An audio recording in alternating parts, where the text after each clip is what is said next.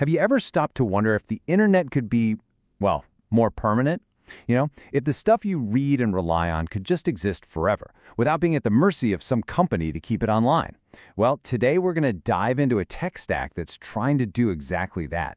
We're talking about smashing together Bitcoin Cash and the interplanetary file system to build a web that's truly permanent and censorship resistant. I mean, think about it for a second. We've all been there, right? You click a link to a super important article and boom, 404 not found. Or maybe an artist you love just vanishes from a platform, their entire catalog just gone. It happens constantly, and it really makes you ask a pretty fundamental question. In this digital world of ours, who's the librarian? And more importantly, who gets to decide which books get burned? At the heart of this problem is one simple thing: centralization. The web we use every day is built on this old-school model. You pay a hosting company, they keep your files on their server, and the moment you stop paying, or if they just decide they don't like your content, poof, it's gone. This has created a web with these incredibly powerful gatekeepers, these single points of failure that leave our shared digital history super vulnerable to being erased. So how in the world do we build a web without these gatekeepers? Well, the solution that the Cash Stack puts forward involves two really incredible and perfectly complementary pieces of tech.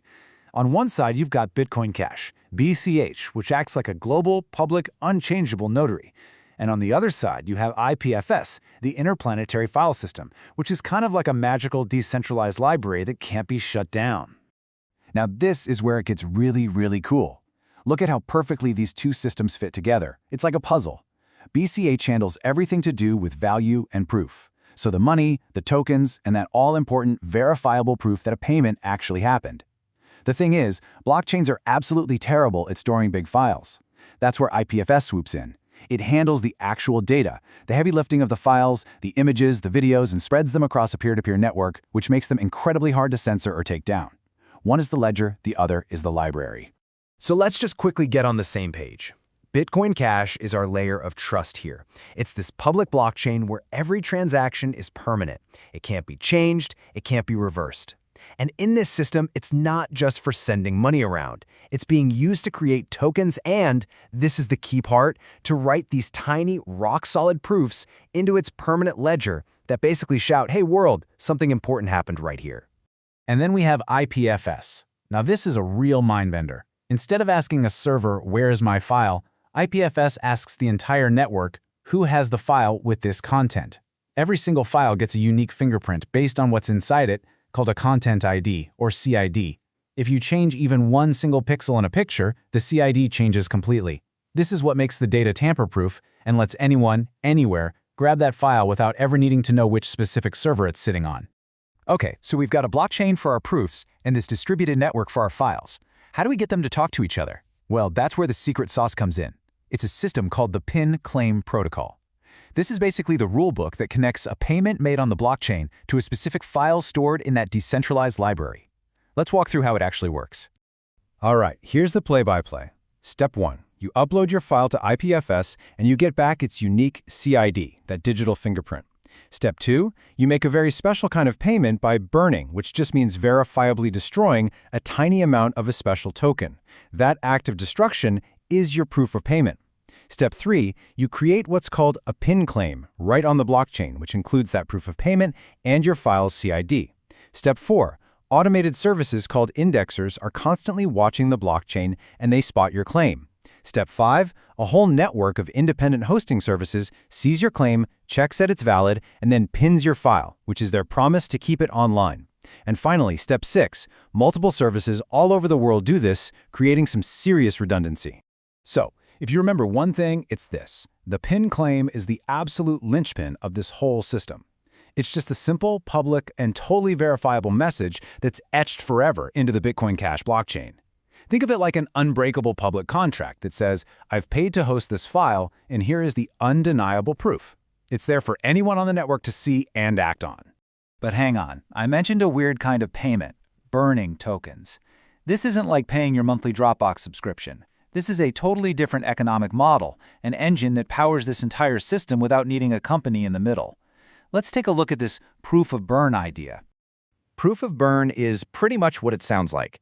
Instead of sending tokens to a hosting provider, you send them to an address that nobody can access, effectively destroying them. And you do it in a public transaction that anyone can see on the blockchain. The record of that destruction is your receipt. It's a way to pay for a service that requires no middleman, no bank, and absolutely no permission from anyone. And this slide just lays it out perfectly.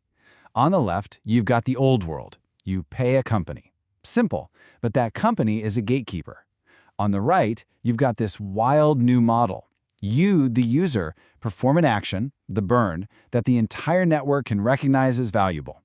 The value doesn't go to one company, it's captured by the whole ecosystem, which helps fund development and reward everyone who participates. So what does all this permissionless permanent storage actually cost? Well, the target price is, frankly, ridiculously low, about 1 cent per megabyte for at least a full year of guaranteed redundant hosting. For just a couple of bucks, you could permanently archive hundreds of high-res photos or critical documents. That's a game changer. So what we have here is this really elegant system for permanent, super low-cost, decentralized storage. And that's fascinating from a tech perspective, for sure. But what does it actually unlock? What can we really start to build with a web that doesn't forget and can't be easily silenced? The possibilities here are just massive. For content creators, this is a way to publish your work without ever fearing deplatforming. For AI agents, it's a permissionless infrastructure they can just use to store data without needing a credit card or an API key. For businesses, it's incredibly low-cost, verifiable data storage. And for all you developers out there, it's a completely open-source stack to build the next generation of truly decentralized apps. Okay, let's just boil this all down to the key takeaways. 1. It's permissionless. No accounts, no signups, you just use it. 2. It's censorship resistant. There's no central server to shut down. 3. It has super high uptime because of all those redundant nodes. 4. It's incredibly affordable. 5. Everything is verifiable. All the claims are right there on the public blockchain. And 6. The whole thing is open source. This isn't just a new feature for the web, it's a totally different way of thinking about how data exists online. And that really brings us to the final big question. For decades, we've been building our entire digital world on shifting sands, on servers that can be unplugged, and on data that can be deleted in a heartbeat. But what happens if we can now build on a foundation of true permanence? If data can finally be free and permissionless, what will we build with it? What will you build with it?